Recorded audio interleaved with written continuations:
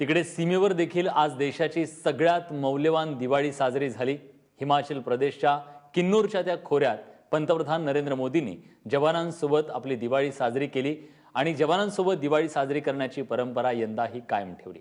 मोदींनी जवानांना मिठाई भरवली आणि त्यांना दिवाळीच्या शुभेच्छा दिल्या।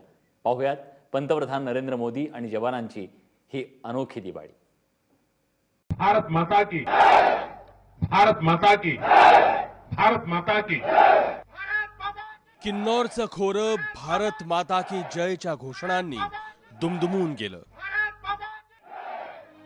निमित्त होतं पंतप्रधान नरेंद्र मोदींच्या दिवाळी दौऱ्याचं।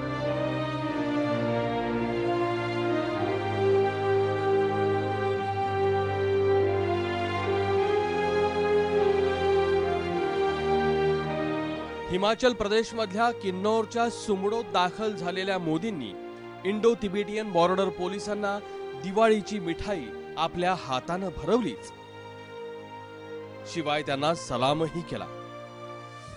जब आप जगते हैं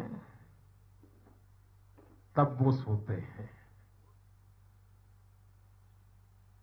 अगर आप न जगते तो उनके नसीब नींद भी नहीं होती।